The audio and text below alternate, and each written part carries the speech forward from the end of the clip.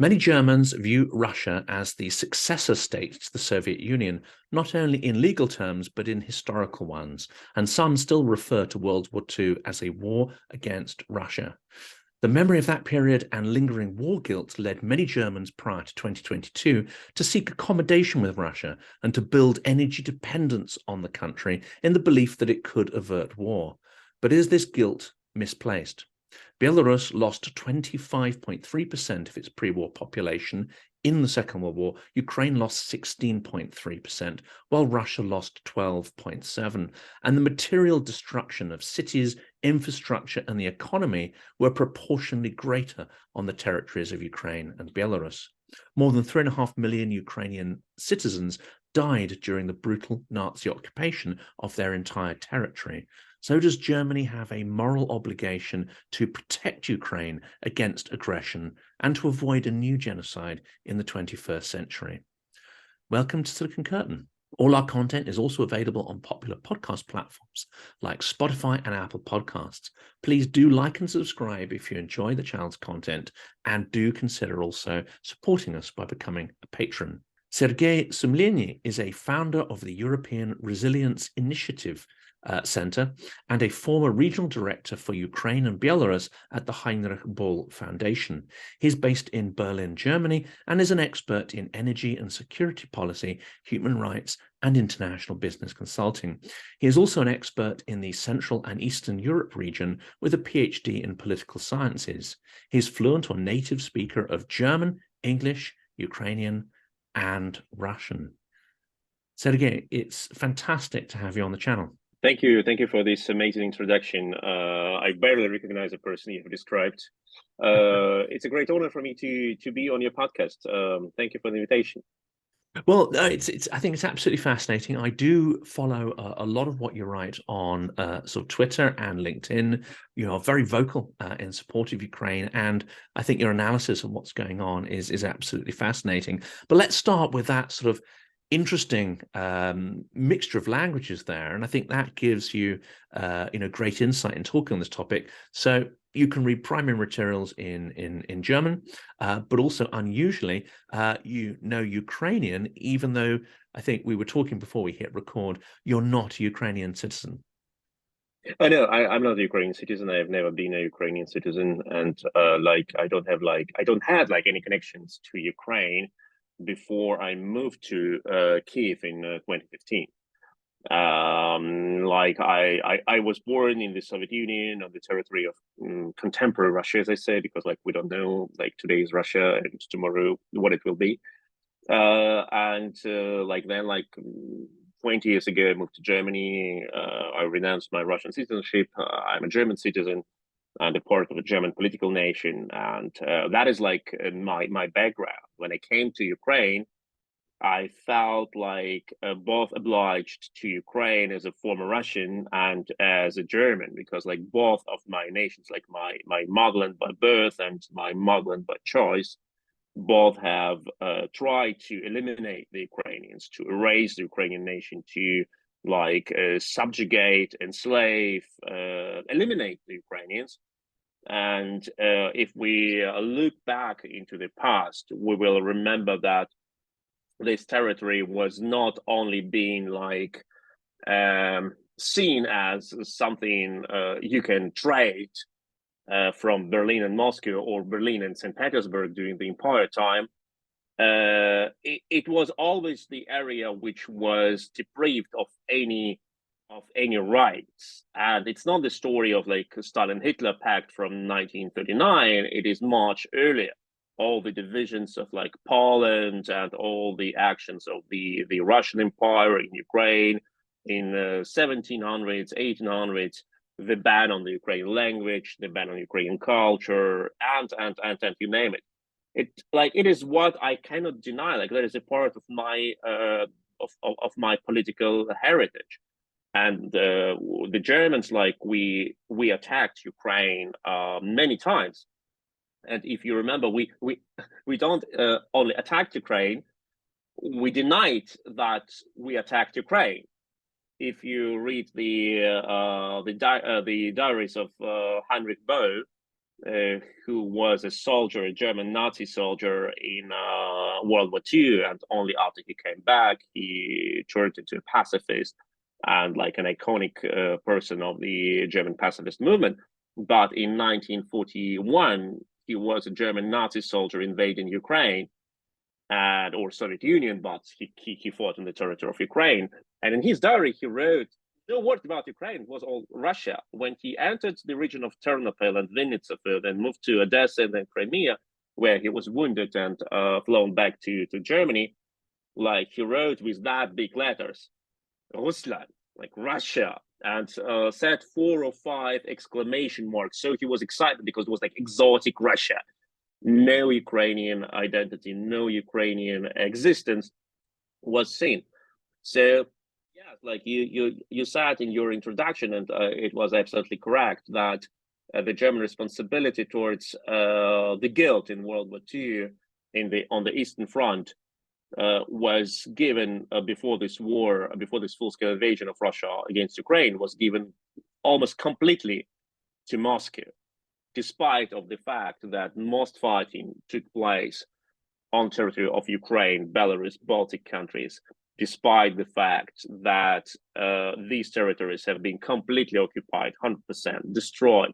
The biggest massacre of Jews took place in Babin Yar, close to Kiev, suburb of Kiev. Over 30,000 Jews have been killed within 2 days.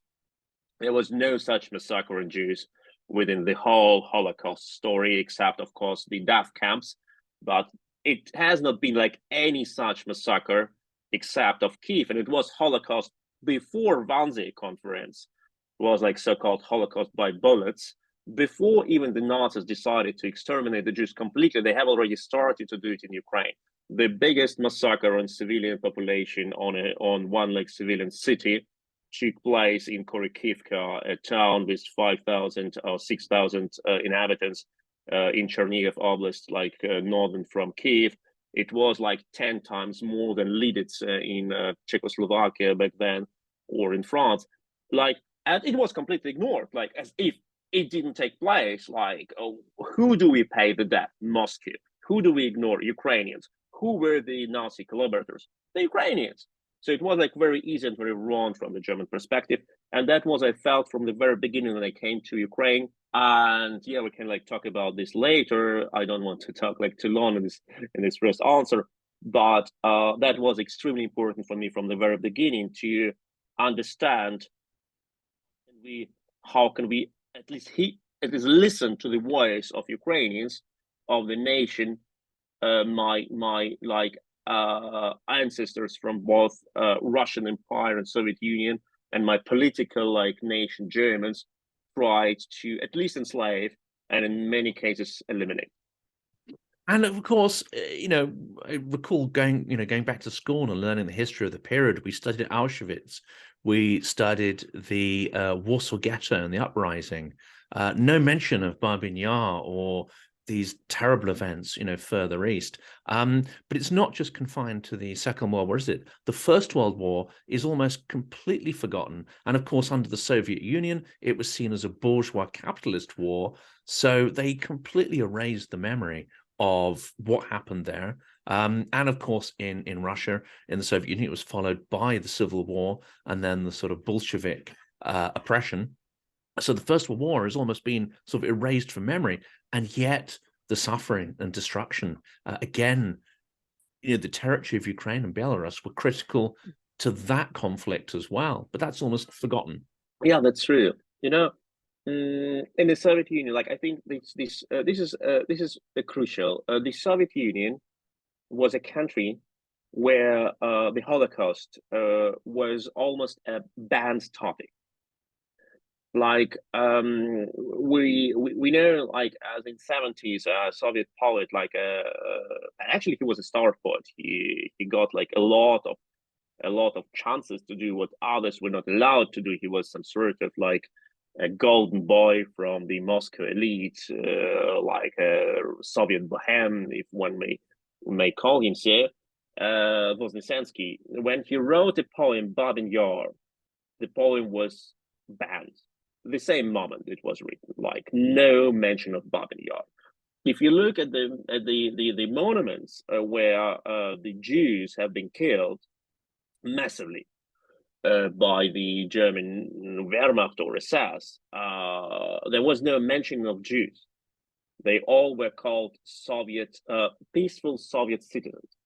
Like you have like a suburb and like a former like sand mine near Rostov or like Kiev or you know what, and where the Nazis brought like hundreds, if not thousands, of Jews and gunned them down. And in the Soviet time, maximum what they got is an obelisk with an inscript. Here, the German fascist invaders have killed like like many peaceful Soviet citizens. No mention of the Jews. And in Babin Yar, it was even worse. Babin Yar was banned completely. On the place where these 30,000 of Jews have been gunned and buried in mass grave, the Soviets built like a brick factory, and this former like mine, this some sort of like I don't know, like of some sort of like of a lake, like something like that. It was filled with the industrial waste. They just pumped industrial waste into the mass grave without no mentioning.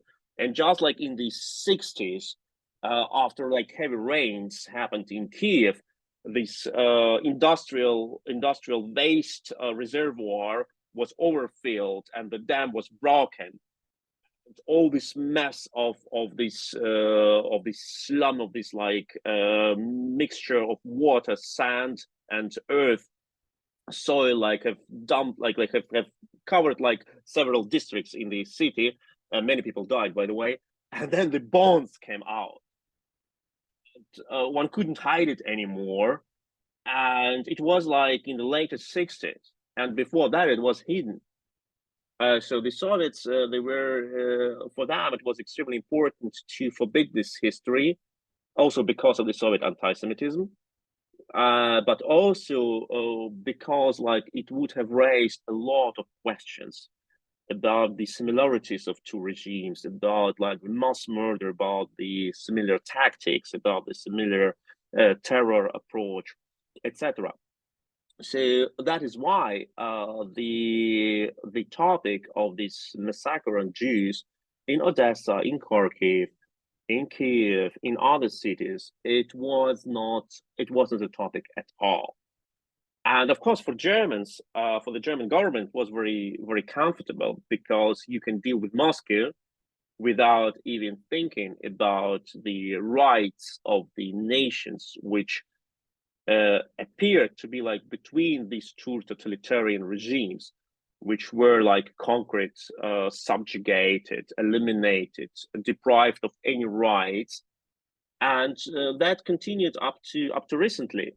If you remember, in early February 2022, like 2 weeks before the Russian full-scale invasion of Ukraine, the German president Frank-Walter Steinmeier, the head of the German state and the guarantor of human rights and constitution, etc., he gave his interview to a newspaper, Rheinische Post, and he explained the necessity of construction of Nord Stream 2 pipeline.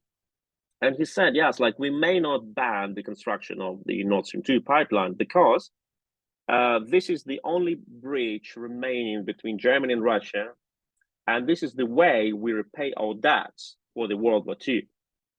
So now is a tricky part. He saw the debts for the World War II towards Moscow, which is not completely untrue because a lot of people from the now Russian Federation have been killed. And of course, also territory has suffered, and Stalingrad took place in nowadays Russia, etc. But he completely ignored the German responsibility towards Ukraine or Poland. And these two countries said, don't build Nord Stream 2 because we feel endangered, because the moment the Russians finish Nord Stream 2, they will attack Ukraine. And that has happened.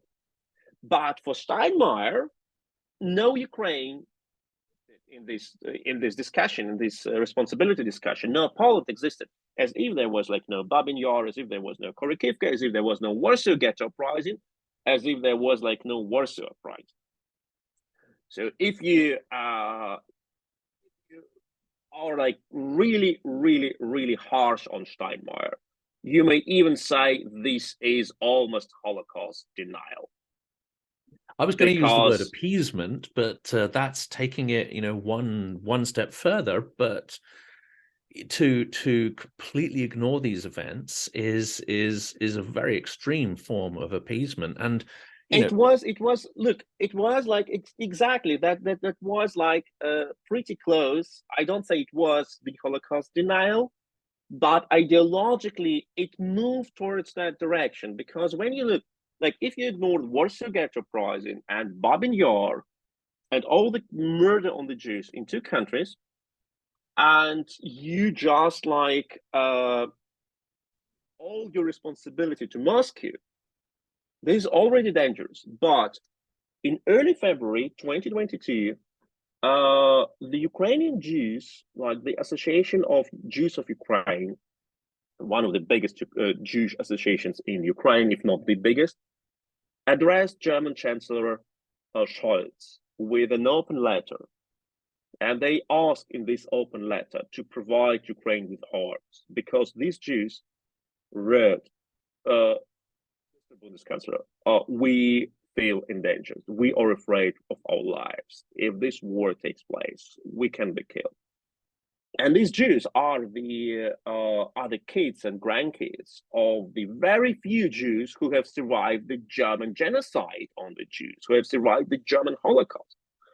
And I would say, if Ukrainian Jews need to ask a German Bundeschancellor to provide them with arms, letter has been ignored. Like, they never got any answer.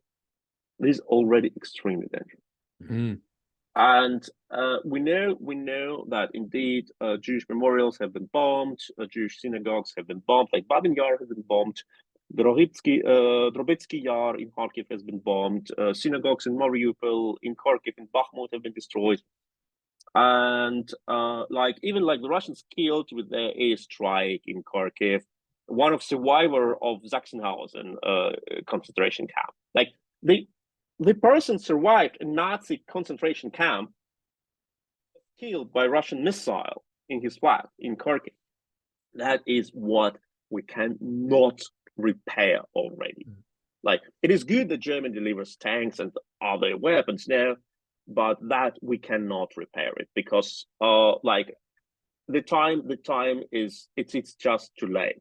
And this is, I think, this is extremely important to understand, that back then in 2022, and good that the change has happened, but we still need to think on the development of the story. When Annalena Baerbock, the foreign minister of Germany, came to Berlin in I think it was January 2022, and she was asked if Germany would deliver arms, and she said, "No, we will not deliver arms because of our history." But exactly because of our history, we were obliged to send to Ukraine everything we have, like guns, artillery, tanks, like submarines, frigates, everything, because it were we who tried once to destroy Ukraine, and it were our government that signed a pact with the Moscow government and divided this area. And then the Soviets have invaded like Poland and occupied like parts which are now like parts of Western Ukraine. And we were the colonial nation which believed that we are so good and so Herrenrasse, like the master's race, that we may decide who live and who does not in this area. And we have the debt that has not been paid until now. Mm. And of course not in early 22. And that was a terrible mistake. And there's two questions I want to ask in reaction to that. One follows immediately on from this, and that, of course, is that even from before February last year, there was clear genocidal rhetoric coming out of Russian propagandists. Even Putin's pseudo-historical paper had distinct genocidal overtones. I mean, it's a load of rubbish. I mean, he's not. He's, you know, despite what people think, Putin's not the sharpest pencil in the box. He's not an intellectual or a historian, and that was just a sort of trashy piece of vanity nonsense. But you can see which direction his thoughts were going in. You could see his attitude towards Ukraine. So that is one, is the failure to, you know, to react to the genocidal rhetoric. That's not just the German government. That is all of Europe, Britain, America. We all fail to react to that. The other point I want to ask you on is the clear evidence. So Nord Stream isn't simply a way of atoning for war guilt. It's a way of avoiding the gas pipelines that were going through Ukraine. And there had already been incidents where Moscow had switched off the gas, had used energy as a terror weapon against Ukraine for political purposes prior to that. And then you had 2014 in Crimea. So there's plenty of evidence that Russia is willing and entirely capable of using energy as a weapon. Well, first I need to say there are always, like, for these complex decisions and events, there is always a bunch of factors which affect like the whole situation. It is never like because of one further connection or economic interests or like corruption or cultural blindness or something. It is always like a constellation of interests which in harmony push the country to one decision.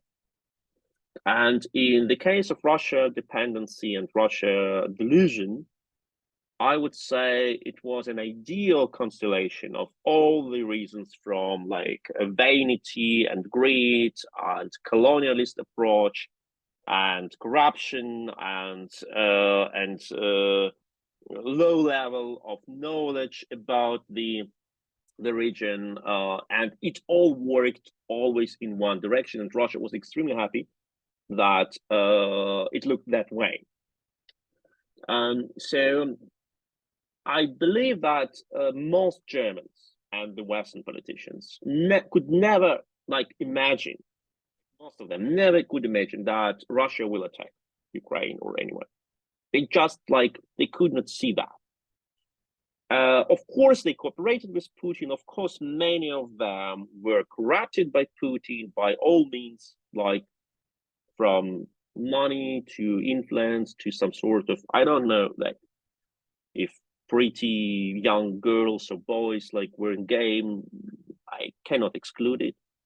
And in case of Schroeder, for example, we know that he was granted the right to adopt like two Russian girls in 2002, I think, in 2004. And everyone knew that in Germany he was too old for adopting like kids, because like the difference between the parents and the kids may not exceed a certain age. But in Russia, like Putin gave him that right, obviously. And that is, you know, like that is something you never forget. That like you were provided with fulfilling of your wish, or wish of your back then wife, Doris Schroeder-Kopf. I don't know, like who was the person who wanted kids most, but the result was clear. Like they got something from Putin they never could get back home. And of course, colonialist approach, like Russia always enjoyed that image of like being a superpower, Tsar palace in Moscow, Kremlin, all the history like Catherine II the Great, and Potemkin, and Tsarist Bols, and Anna Karenina, and Tolstoy, and blah, blah, blah. And why should I go to Ukraine when I can go like to night in Moscow? And it was like, even for like those who supported Russian democratic movement, Russian opposition, they always looked at Ukraine with the Russian, through the Russian optic. And through the Russian optic, you could not see Ukraine as a nation. You could only see the province of Russia. The only question, like the only difference between like the good Russians and bad Russian was if Ukraine should be like subjugated and enslaved by weapons or by economic and cultural influence. But neither the democratic Russian opposition ever questioned the logic of higher Russian culture and almost non-existing Ukrainian one. Like you can remember the saying of the long, like decades-long BBC like a columnist and a star of Russian Soviet exile journalism, Seven Novgorodtsev, who said, "I cannot imagine such thing as a quantum physics textbook in Ukrainian language." That is like, sorry, that is so 19th century colonialism, which you can nowadays find only in Russian democratic liberal opposition. Maybe you can find it in some real hardcore Trumpist QAnon circles, but I'm not sure. I mean, for people who don't know who Sever Novgorodtsev is, I mean, he's not a Russian nationalist. He's not a, he's not a hard right politician. He's about the closest you could get to a Russian hippie and a lover of 60s and 70s pop music who fled to the West and was then broadcasting back into Russia. So it's about the sort of most liberal. Yeah, that is why I brought this example. That is why I brought this example. You can expect this from a hardcore Russian nationalist. Absolutely, yeah. But this is the view which is totally shared by all the spectrum of the Russian journalists, like politicians, artists, writers, etc. They can be extremely liberal and pro-West, but they are still anti-Ukrainian. And again, the irony there is the engineer Korolev is of Ukrainian origin and trade in Ukraine. So the genius behind the Russian space program, Ukrainian. Of course, you can see like in all this history of heroic history of World War II, who was the it is something like Ukrainian counting. But if we are so deep in the story and we want to deconstruct the mythology of like the Soviet soldier who is a Russian soldier, and if you read the German media all these years, then they mostly use the word Russian soldier, although their soldiers weren't Russian, they were Soviet. So who was the most effective Soviet, the most effective Soviet pilot fighter ace? It was Kozhedub, and Kozhedub, one of three more effective. Like he was from Ukraine. Who was like the iconic Soviet female pilot, Polina Grizodub. She was Ukrainian. Who was the most effective Soviet sniper, like female sniper? She was from Ukraine, from Bila Tserkva. Who opened the gate of Auschwitz? Was the Soviet officer who identified Auschwitz as an object, brought his squads to the gate, demined the gate because the SS squad has mined it, and opened this gate. It was a Ukrainian Jew, Lev Shapiro, the guy from Odessa, who was the squad leader who liberated Auschwitz. Of course there were ethnic Russian people, of course there were all other nations, but if you choose the Ukrainians, the Ukrainian production, the Ukrainian agriculture, the Ukrainian manpower, and the Ukrainian genius from the World War II, and of course the US American land lease, etc., I'm not sure what is being left there. So the Russians, they did after the collapse of the Soviet Union, this very sophisticated PR campaign of appropriation of the history. First, they appropriated the seat of the Soviet Union in the United Nations. Although there was no decision by the UN General Assembly on accepting Russia into the UN, and according to the Russian own laws, Russia is not a successor of the Soviet Union. There is no legal identity between the Soviet Union and Russia. For example, in Germany, there is a decision of the German Constitutional Court that the Federal Republic of Germany is identical legal entity as the Third Reich. That's why we have full responsibility for what Reich has done, and the laws of the Third Reich, that is pretty weird, but the laws they still are in power as long as they don't contradict the German basic law, the German constitution. But the Soviet Union was dissolved by decision of the Superior Council of the Soviet Union, and in this decision they wrote, the Superior Council of the Soviet Union wrote that the Soviet Union as a subject of international law has ceased to exist. Point. Like full stop. And then all the countries, all the new countries, new republics, except of Belarus and Ukraine, who were the first initial signatory powers of the UN Charter. Ukraine was in 1945, not, of course, not an independent state, but it was a signatory power, exactly as Belarus. All other republics had to apply for membership. Russia did not. So that's why it's still a legal question if Russia is a member of the United Nations or not. But that's not that important. Important is that Russia has appropriated all the history. Like the victory in World War II turned to be a Russian victory. The inventions of the Soviet era, they all turned to be Russian inventions, etc., etc. Even if it were like the Ukrainians who did it, or I don't know, Georgians or Lithuanians or else. And all the bad what happened during the Soviet Union was, of course, like the guilt of the republics. That is very interesting. For example, how the Russians managed to blame the Ukrainians to be Nazi collaborators. That's an interesting point there, because of course, when it suits the regime in Russia, they will use history selectively. So when they use the term bandera and they point to extreme nationalism, especially during the period of the Second World War, as you say, where Ukraine was sort of wedged in between two vicious autocracies, Finland found itself obviously in a similar position as well. But in Ukraine, you had Finland at least had some sort of sense of independence that it was fighting for. Ukraine, centuries of that domination. And of course, there was groupings of right-wing nationalists. There were even groupings that they themselves committed crimes against the Jewish minority and population.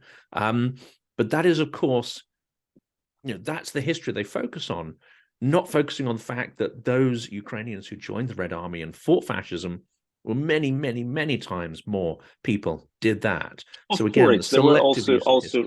Ethnical Ukrainians who fought in other allied forces, but of course the majority of the Ukrainians who fought in World War II were the Ukrainians within the Red Army. Look, it is like really, really interesting because the Soviet Union was an ally of Nazi Germany from September 39 until 22nd of June 41. So 1/3 of World War II, the Soviet Union was a loyal ally of the Nazi Germany. And it was not just like, okay, we signed the pact and we do nothing. No, it was a full-scale military cooperation. The Soviets not only provided the Nazis with grain, steel, like oil, etc.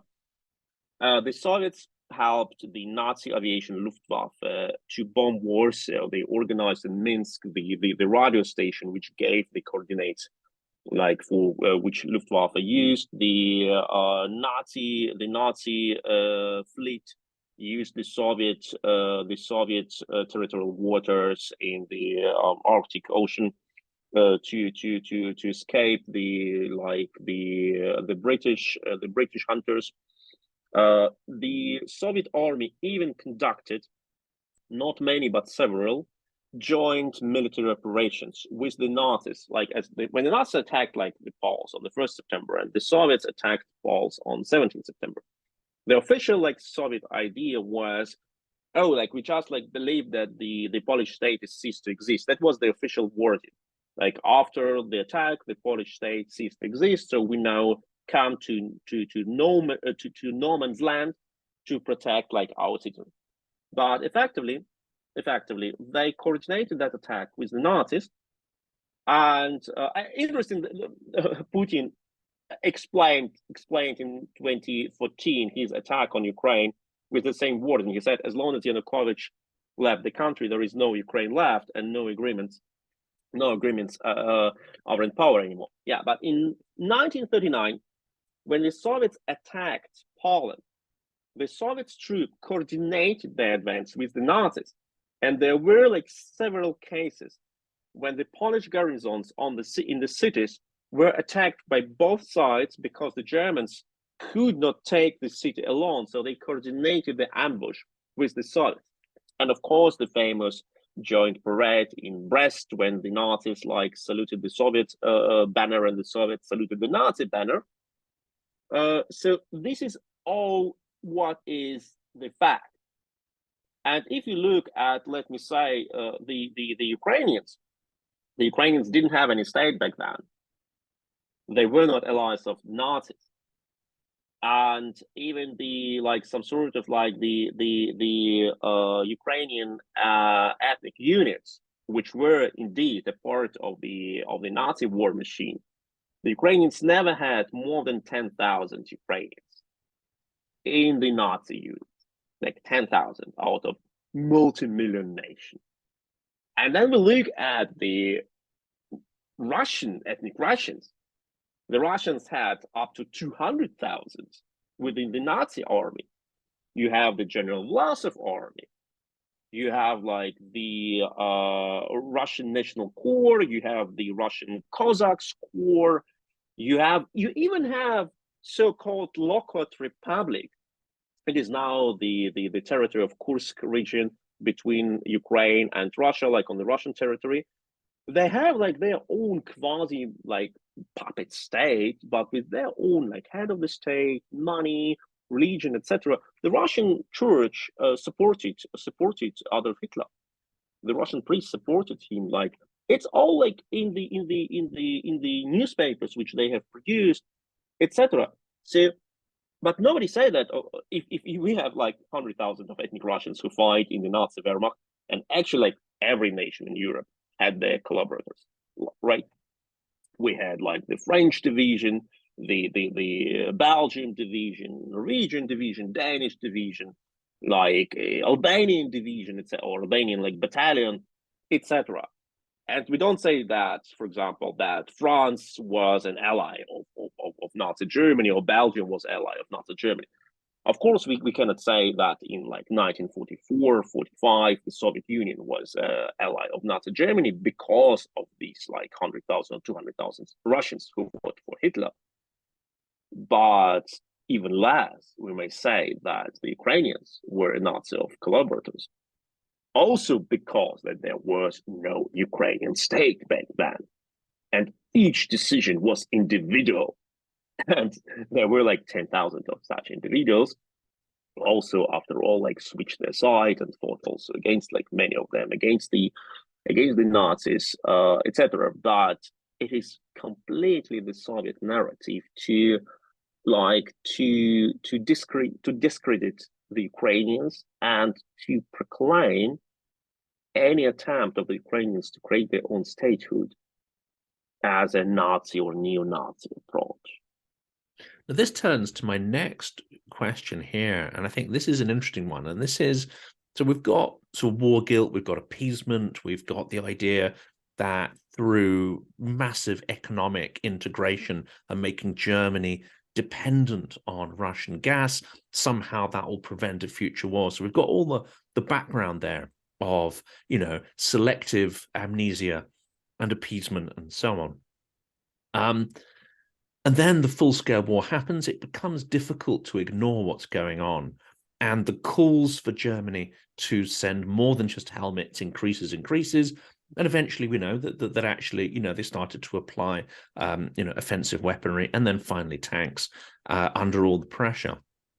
However, and this is a tricky one because both France and Germany, I think, must have realized when Kiev didn't fall, and it became apparent that Ukraine may actually push the Russians back and win, there must be some strategic understanding that actually, you have to provide weapons and support.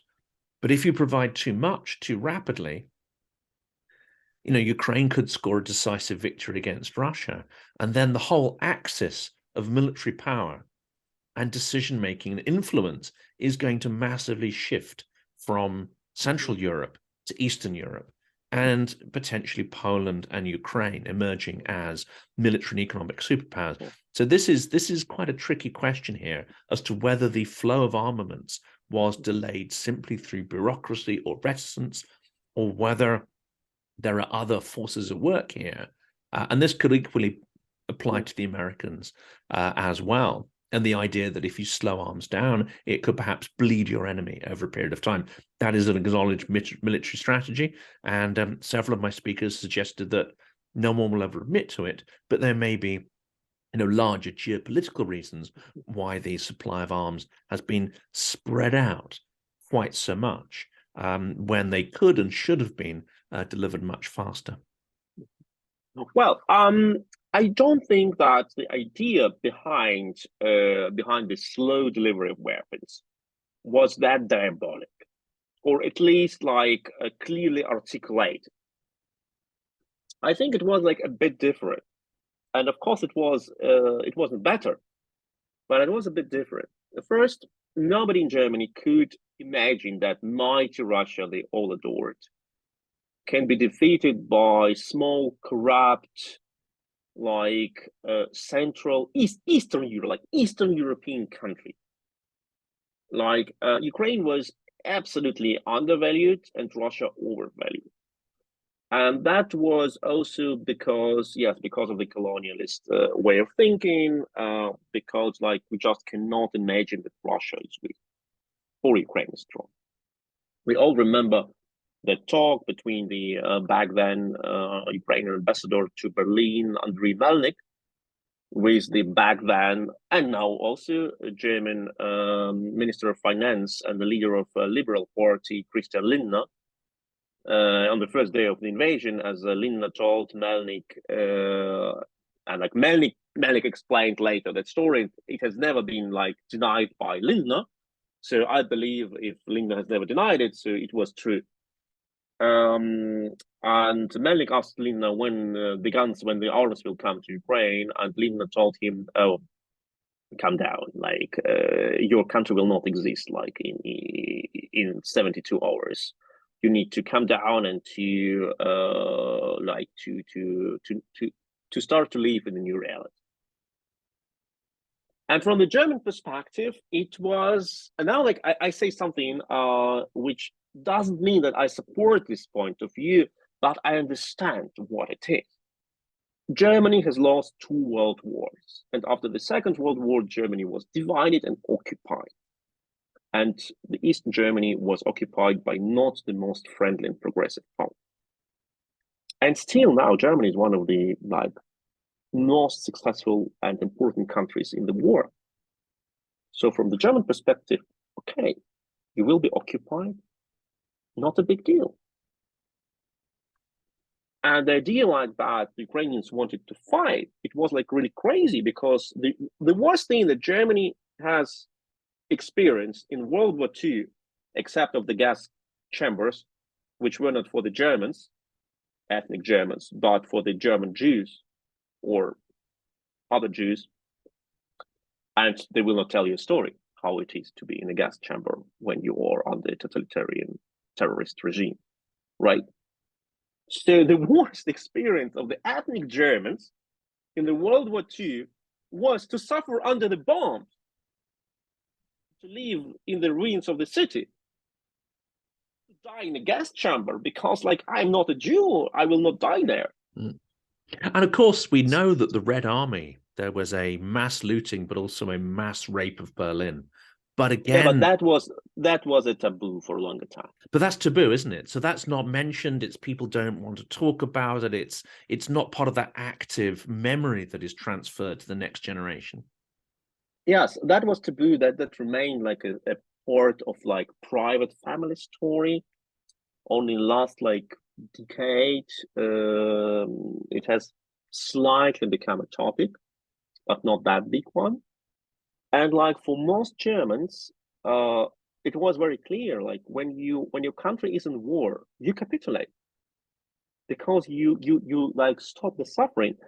What is one of the most important German like war movies? Like it's not the Schindler's List. It's not like something like that. It is The Bridge. The bridge, which was filmed first in, I think, 1960s, early 60s, and then the remake was done in 2000s. And it is a part of the school program. School kids watch it sooner or later. And that is about like young German conscripts, like a teenager, actually, I'm not sure, like 16, 17, 18, who have been assigned with a task to protect a strategic bridge. Okay, strategic because the war is already lost. But the military commander says this bridge is strategic. You defend it like for the people and Führer. And these boys like die there with no sense, like like defending their country from being liberated by the Americans. Like they die, and the only clever thing they should have done is to immediately capitulate, of course, because they, with their lives, with their bravery, with their creativity, they defend the Nazi Führer and the death camps, and they try to stop the Americans who bring like freedom, peace, democracy, stability, everything. So from the German perspective, when you are in a war, just capitulate, because there is no such thing as patriotism or like heroism or military duty or something. Even now, like we have, according to the polls, if you ask the Germans how much of the Germans are ready to fight with arms if their country is being invaded, it's about like 15 or 20%. It's one of the lowest levels in Europe. That is why the German politics said, okay, like, come on, like Russia wants you to be neutral. Russia wants you to be a part of Russian economic zone. Why don't you give Russians what they want? Like it's better to cooperate, it's better to trade. Okay, Russians want you to speak Russian, but don't you speak Russian already? What is the deal? Like we speak English in German in some companies, it's not a big deal. Like Russia wants you to stay away of NATO. Why do you need NATO? Like stay neutral, like Switzerland or Austria, like not a big deal. And every time when the Ukrainians said, no, we don't want it, we will fight, the Ukrainians looked as if they were like crazy nationalists, like real bad people, or at least dangerous people, who don't understand the normal world, the modern world, who live in at least 20th century, maybe the 19th century. And the Putin's view were not questioned like, hello, Vladimir, do you live in 19th century of imperial powers? No, the Russian claims were legitimized because of this like understanding between two great nations. And here, like when I try to explain it, I think it's not possible to explain Ukraine. Okay, it's possible to explain Ukraine to people from former colonies, but not from former colonial powers.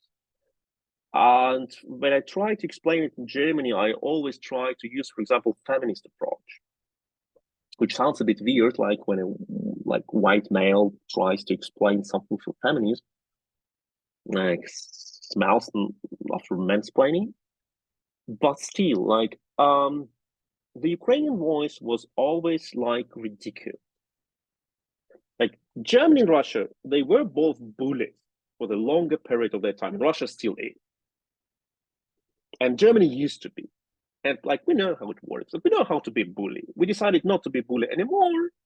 But still, like sometimes we are in our relations with Poland or maybe other countries in the EU.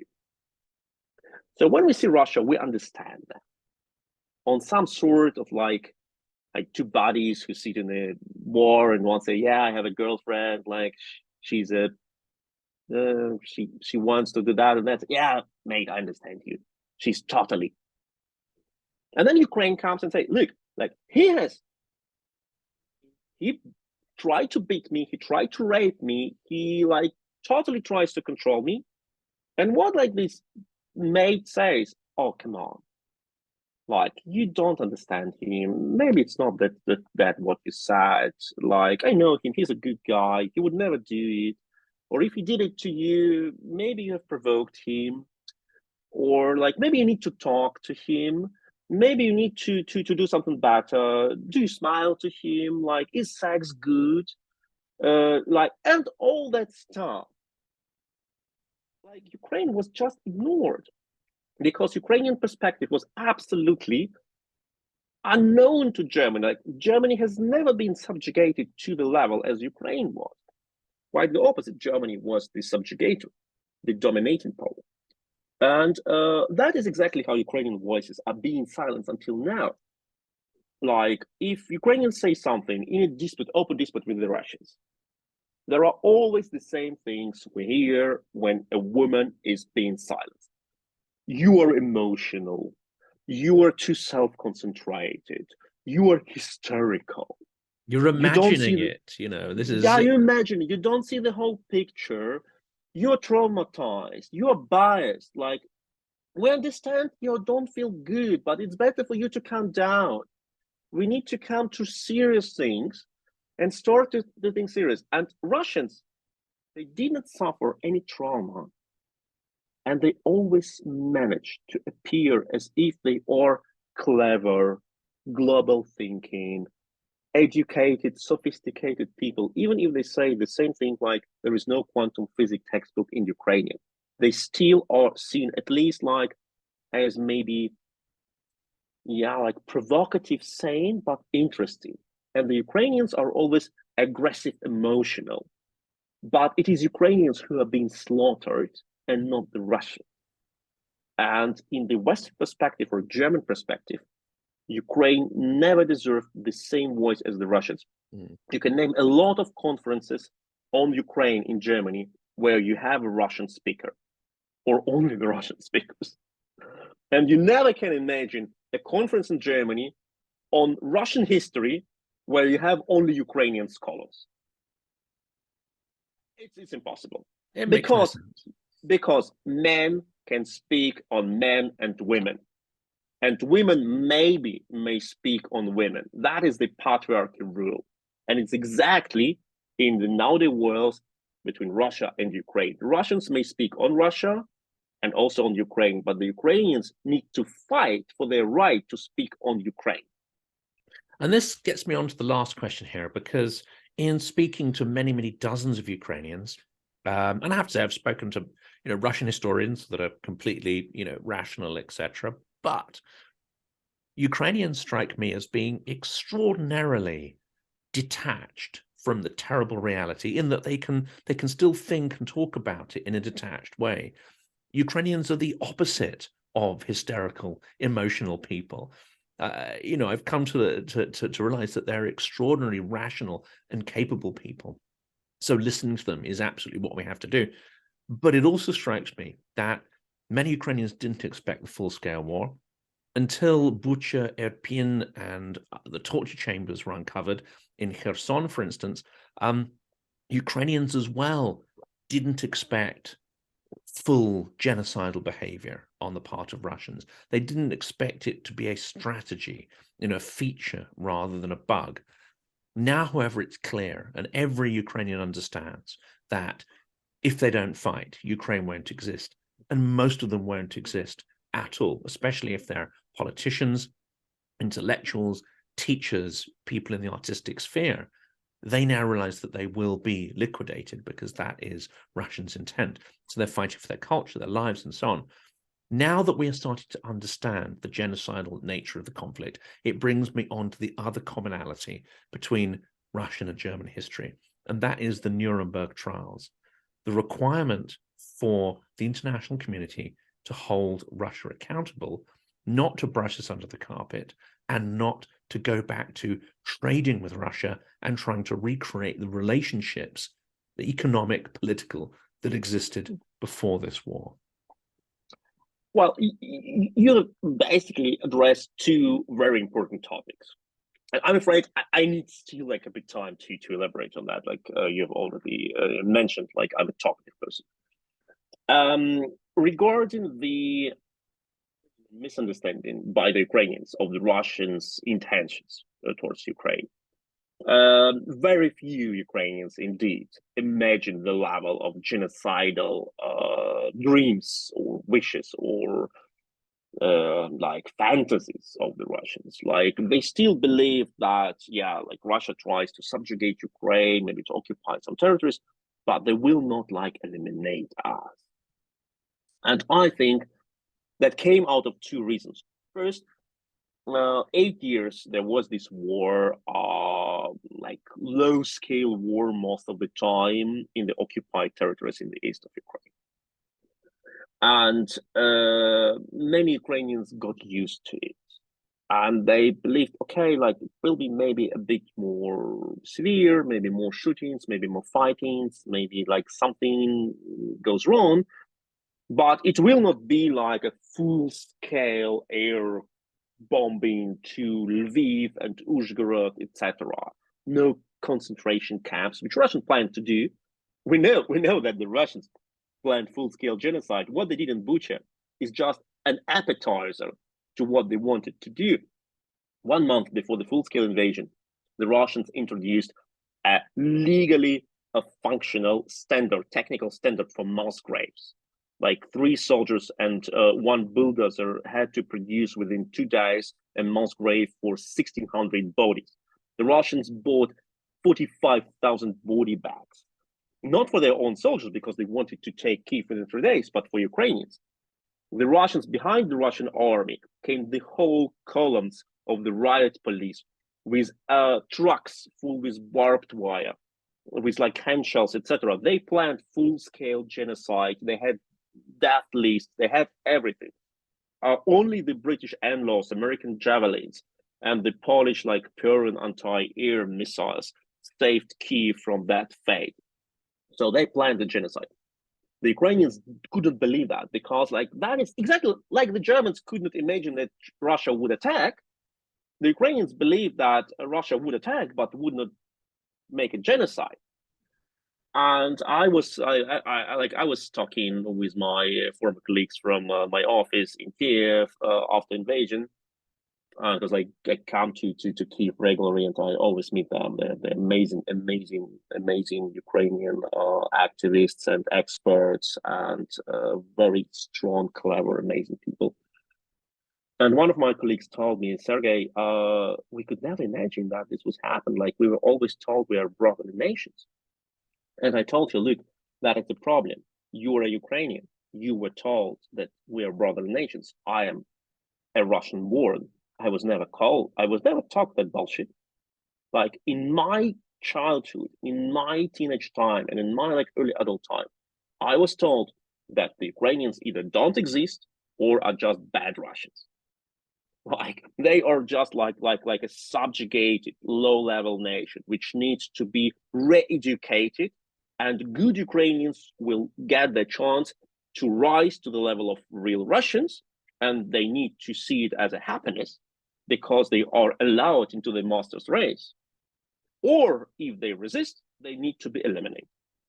That was absolutely clear as I was like a teenager or a child, etc. I've never been told like that bullshit, like brother nations. What brother nations? The Banderites?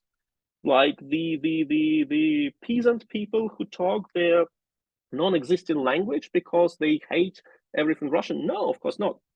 So that's why the Ukrainians could not understand it, because they couldn't imagine the whole level of the importance of violence in the Russian culture, of how Russian culture is being built on violence in all the areas, from how you raise your kids, how you talk to your employees, and how you deal to your neighbors. And the second question is like, what is the international tribunal?